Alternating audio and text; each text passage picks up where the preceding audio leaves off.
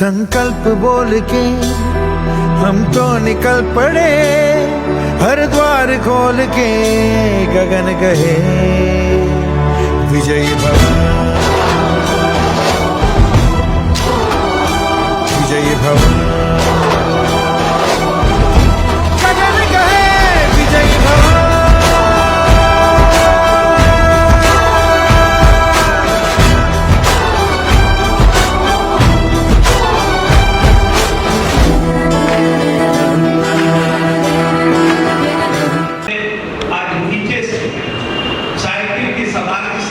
चलते हुए आप लोग के बीच में हम आज यहाँ पर आए हैं, तो ये हमने अपना मेहनत और अपनी सोच को आगे बढ़ाते हुए यहाँ तक लाया। तो जब हमारा सोच हमको मुझे यहाँ तक ला सकता है, तो हमने सोचा कि हम अपनी सोच को समाज के लिए क्यों नहीं यूज करें, समाज के लिए क्यों नहीं सोचे। हो सकता है हमारे सोचने से मेरा समाज हमारे साथ आगे बढ़ेगा। इसी विचारधारा के साथ हम पार्टी बनाए और लाख लोग कहते रहे, भारतीय जनता पार्टी के लोग हों कि राजद के लोग हों कि जदयू के लोग हों, सभी लोगों ने कहा विद्यापति जी आप पार्टी में आइए, हमें और पीजी को जदयू के, मैं नाम नहीं लूंगा, वरिष्ठ नेता और मंत्री कई बार हम लोगों से संपर्क करके कहा कि आप जो है हम लोग के दल में आ जाइए, आपको स्थान दे दिया जाएगा। लेकिन उनको यह समझ में ही नहीं आ रहा था कि हम लोग कर क्या रहे हैं। हम लोग स्वार्थ के काम नहीं कर रहे हैं, हम लोग भी हवाई जहाज पर अपने बल पर चढ़ते हैं, हम लोग भी ट्रेन पर अपने बल में चढ़ते हैं, अपने बल पर गाड़ी पर चढ़ते हैं। क्या जरूरत है हम तुमसे टिकट मिल जाएगा, कूपन मिल जाएगा, यही ना होगा। एक चीज बताइए, महात्मा गांधी जिस समय आंदोलन किए इस देश में, देश को आजाद करने के लिए, महात्मा गांधी चाहते तो महात्मा गांधी राष्ट्रपति बन जाते, महात्मा गांधी राष्ट्रपति बन सकते थे, प्रधानमंत्री बन सकते थे, लेकिन उन्होंने कहा कि नहीं, तुम लोग बनो, तुम लोग आगे बढ़ो, देश आजाद होगा। आज क्या है, महात्मा गांधी राष्ट्रपिता हो। ये समझने की बात। तो स्वार्थ सबको होता है, ऐसा नहीं है, आप लोग गलत फहमी नहीं रहिएगा कि हमको स्वार्थ नहीं है, स्वार्थ हमको भी। किस चीज का स्वार्थ है कि हमें पद मिले न पहले, लेकिन हमारा समाज हमको भूले नहीं, हमको याद रखे, कहीं पर मूर्ति लगा दे, कहीं पर स्थापना कर दे, हमको समाज याद रखे।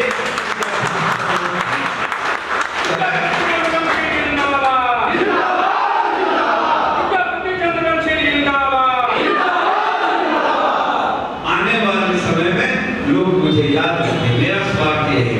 और जहाँ तक MP MLA और मंत्री बनने का सवाल है, वो बात अब हमारे समझ में नहीं आती है, इसलिए क्योंकि हम ये देख रहे हैं कि आज जिस समय अगर हम देश की बात करें तो कांग्रेस की सरकार थी, कांग्रेस की सरकार में हम लोग सभी ने उन्हें वोट दिया।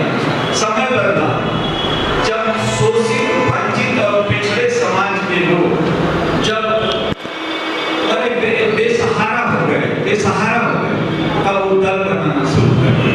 छोटा छोटा जो क्षेत्रीय दल देख रहे हैं, ये दल बनाना शुरू कर दिए और दल बना करके आज उसकी बात कर रहे हैं। उसी तरह मैंने देखा कि अति पिछड़ा समाज जो आज कहते हैं, अभी आंकड़ा आया है 36% का, जबकि यह आंकड़ा कहीं से भी और किसी भी जाति, सभी जाति का आंदोलन हो रहा है कि यह आंकड़ा सही नहीं है। तो मैं मानता हूं कि यह आंकड़ा 40 से 42% जाएगा। आप सोचिए कि ये जो अति पिछड़ा समाज है, एकजुट नहीं है, डिवाइड है। तो डिवाइड जैसे होगा तो डिवाइड एंड रूल, एक अंग्रेज का कहावत है कि जब भी किसी पर राज करना है तो उसको डिवाइड कर दो। तो हमने सबसे पहले सोचा कि आखिर हम लोग एकजुट हो कैसे। तो हमने कहा कि अति पिछड़ा जो एक वर्ग है, यही एक उपेक्षित वर्ग है जो आर्थिक और सामाजिक और शैक्षणिक रूप से पिछड़ा है। तो आखिर उसके लिए कैसे क्या किया जाए। तो कहा कि प्रधानमंत्री जो है, देश के प्रधानमंत्री अति पिछड़ा है। तो भाई देश के जब प्रधानमंत्री अति पिछड़ा है तो क्यों नहीं पिछड़ों का और अति पिछड़ों को भागीदारी क्यों नहीं उसका उत्थान हो रहा? तो जब हम इस पर गंभीरता से सोचे तो हमने देखा कि नहीं, प्रधानमंत्री अति पिछड़ा और पिछड़ा होने से काम नहीं चलेगा, क्योंकि उसके पीछे जो तंत्र लगा हुआ है, अगर भारतीय जनता पार्टी की सरकार है तो उसके पीछे आरएसएस तंत्र लगा हुआ है।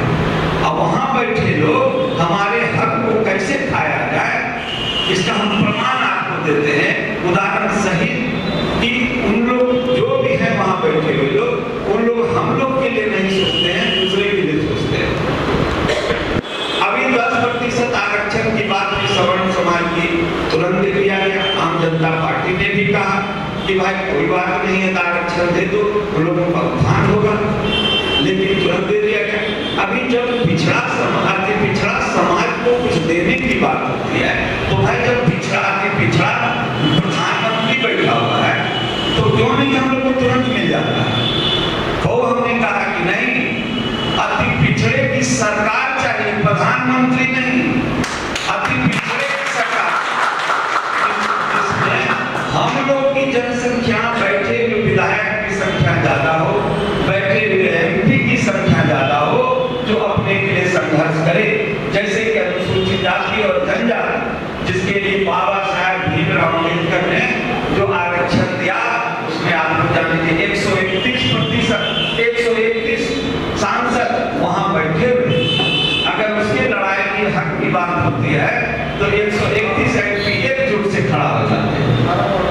उसी तरह अति पिछड़ा समाज का जब विधानसभा और लोकसभा में एमपी और एमएलए जब हो गए तो आपके हक की लड़ाई लड़े, तो एक प्रधानमंत्री अति पिछड़ा हो गया, उससे थोड़े कल्याण होगा?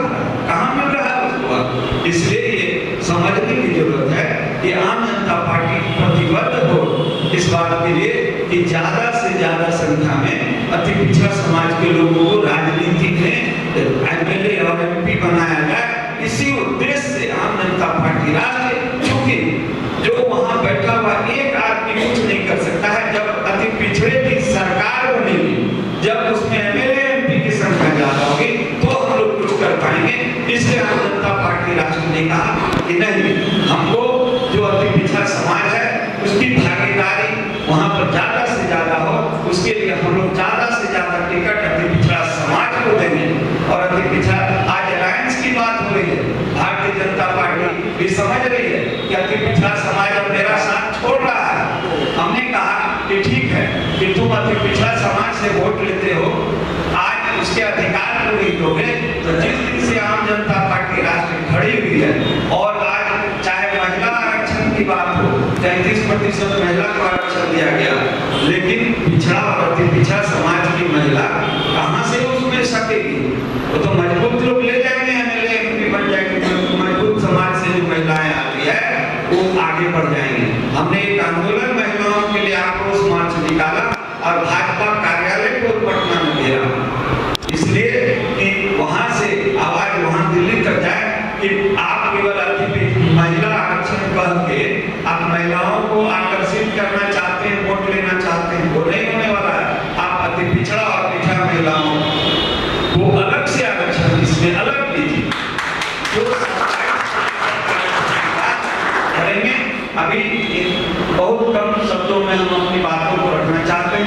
30 नवंबर जो कार्यक्रम है जिसमें भारी संख्या में लोग अति पिछड़े समाज के लोग आएंगे और उस दिन हम लोग